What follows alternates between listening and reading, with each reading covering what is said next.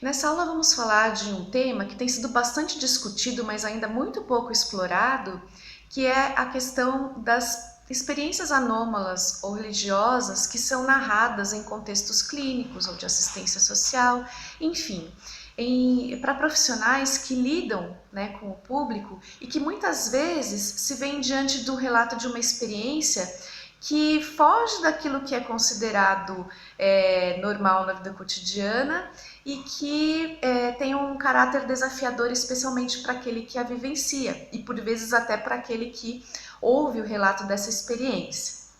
Lembrando, as experiências anômalas recebem esse nome de um ponto de vista científico, ou seja, quando a ciência não consegue dar conta de explicar os mecanismos, os processos envolvidos em determinado fenômeno, em determinada experiência humana, essa experiência é chamada de anômala.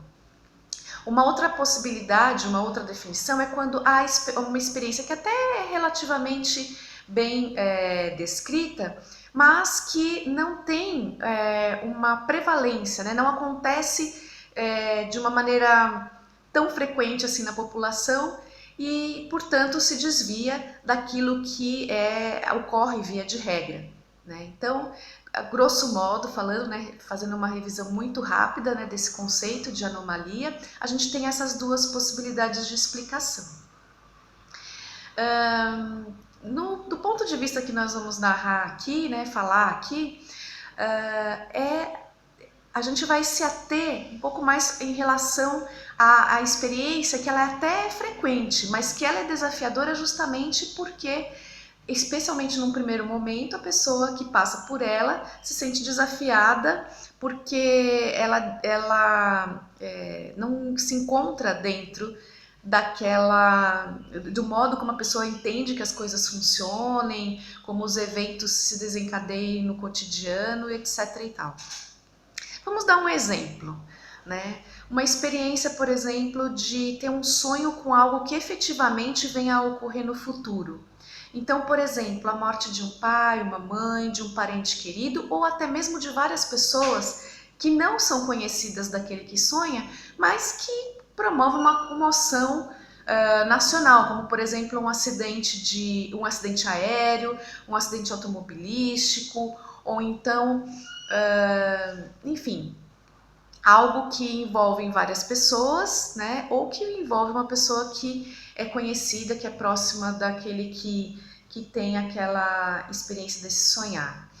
Essa é uma experiência que é bastante narrada, inclusive, né, dentre as experiências anômalas, é uma experiência que tem uma grande prevalência aí na população, como alguns estudos têm mostrado, né, alguns estudos nos Estados Unidos, cerca de 50% a 60% narra ter tido ao menos um desse tipo de experiência, não só com sonho, como com uma intuição, uma visão de algo do futuro, relacionado ao que a gente chama de percepção extrasensorial. E é interessante que no Brasil, nós encontramos uma prevalência ainda muito maior do que em outros países, né? Cerca de 80%, ou pouco mais de 80% da população, em diversos estudos, tem narrado, né, tem se mostrado como uma prevalência frequente, né, em diversas amostras da população brasileira, alguns grupos específicos, outros mais mistos, mas é interessante porque muitas pessoas têm narrado esse tipo de experiência. Então, tomando essa experiência que é bastante frequente, para algumas pessoas isso pode ser bastante pesado, porque dá a sensação, às vezes, de que ela poderia ter feito alguma coisa, que é como se ela tivesse recebido um aviso e talvez não tivesse tomado alguma providência que pudesse evitar aquela situação.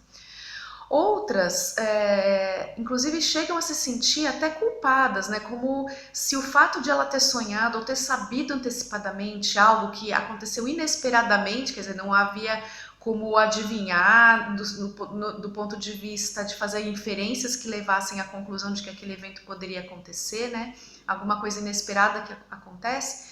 Elas podem se sentir até culpadas, como sendo agentes dessa tragédia, desse evento que foi ruim.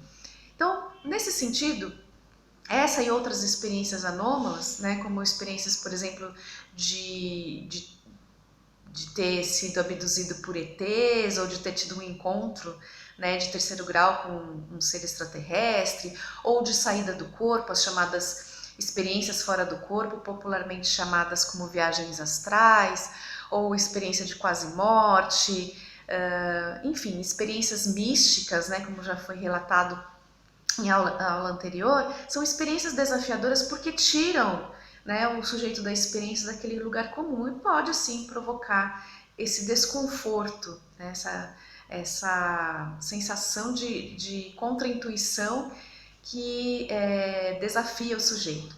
E ele pode levar isso para várias pessoas, para compartilhar sua experiência e tentar buscar uma explicação. Vários sistemas religiosos oferecem explicação, acolhem esse tipo de experiência e servem inclusive como um porto seguro até para acolher as vivências desses sujeitos, né? Então são experiências aceitas culturalmente. Mas algumas pessoas não compartilham de determinadas crenças, então ficam um pouco balançadas, se sentem desafiadas nesse sentido.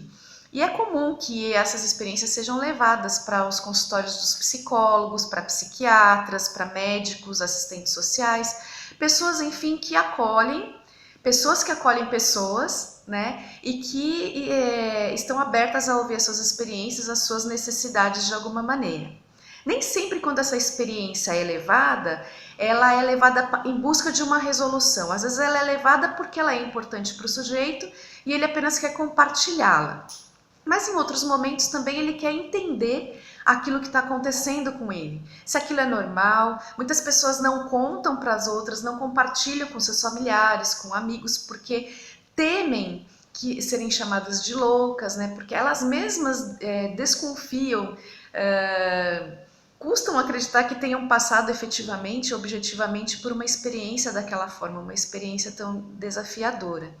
Então existe uma série de razões que podem levar uma pessoa a narrar, né, as suas experiências anômalas. A gente tem no Brasil talvez uma maior incidência de relatos porque essas experiências em geral são bem acolhidas, né?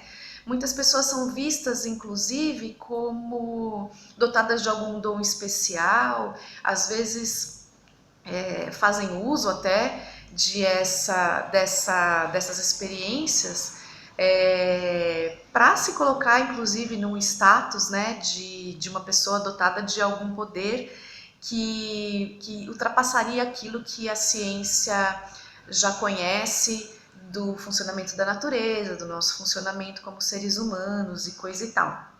Então a gente tem rodas de conversa, né, à beira das fogueiras, enfim, os famosos causos, né, então de pessoas que contam dessas experiências que são bastante desafiadoras e contam até com um quê de heroísmo, né, em relação a ter vivido determinadas situações, né. Mas a verdade é que essas experiências desafiadoras como são, e complexas como são, e por vezes até difíceis de serem verbalizadas, como são as experiências místicas, por exemplo, como já foi comentado em aula anterior, elas podem facilmente ser, como eu já disse, atribuídas a fatores sobrenaturais, fatores transcendentes, né, são chamadas de experiências religiosas muitas vezes, porque o sujeito atribui aquela experiência, encontra explicação em seres que são externos a ele, né, forças, poderes que são externos a ele, ou de uma conexão dele com forças divinas, enfim, como recebedor de alguma mensagem, ou coisa que o valha, né? Mas facilmente também, na mesma proporção talvez em que essas experiências podem ser acolhidas culturalmente ou religiosamente, facilmente num contexto clínico, né, num contexto médico, num contexto psicológico, podem ser consideradas como um sintoma de alguma psicopatologia, né? Então, a gente já viu várias histórias de diagnósticos muito apressados frente à narrativa dessas experiências, porque as características de muitas delas se aproximam muito ao delírio psicótico, por exemplo, aquilo que se encontra em casos de esquizofrenia, né? Narrativas truncadas, que não condizem com a realidade, parecendo ser muito fantasiosas, etc. e tal. Então, facilmente se faz essa ponte, né, se dá esse salto para se considerar um sujeito de uma experiência anômala como um sujeito que está sofrendo de alguma psicopatologia. Mas isso não significa, a narração dessas experiências não pressupõe necessariamente uma psicopatologia, né? É fato que os relatos podem ser semelhantes, mas é fato também que nem todo mundo que relata esse tipo de experiência efetivamente sofre de algum distúrbio mental, né? E também é fato de que pessoas que têm alguma desordem psicológica, psiquiátrica, podem também narrar experiências anômalas que não necessariamente têm a ver com aquela desordem que a pessoa tem. Então, como diferenciar essas coisas? Essa é uma questão muito complicada. E alguns estudiosos no Brasil, no exterior, né, em outros países, têm se debruçado sobre essa questão em busca do que seriam critérios para fazer esse diagnóstico diferencial, né? Mas, enquanto não se chega a um consenso de como fazer esse diagnóstico, porque sempre os diagnósticos eles são feitos com base no relato, mas também em instrumentos que podem dar para a gente como que uma fotografia instantânea do sujeito naquele momento, mas não como ele vive no seu cotidiano, muitas vezes desconsiderando o seu contexto. Existem algumas recomendações que são feitas, que têm sido feitas e trabalhadas para a questão do contexto clínico de quem acolhe essas experiências. Então, por exemplo, primeira coisa no contexto clínico, né? Qual é a demanda do sujeito naquele contexto? Talvez a experiência anômala ou religiosa surja naquele contexto, mas não como parte da demanda principal daquele sujeito. Então, ela deve ser acolhida, ser ouvida dentro de uma escuta especializada, mas compreendendo essa experiência num contexto maior, no contexto vivenciado pelo sujeito daquela vivência e no quadro de referências que esse sujeito tem. Então, os termos que vão ser utilizados vão estar dentro do quadro de referência, ou religioso, ou da confusão até causada por um quadro de referência diferente que não cabe, não acolhe essas experiências. Portanto, os profissionais, tanto de assistência social como de psicologia, eles devem se ater à demanda, né, e respeitar os seus limites de atuação.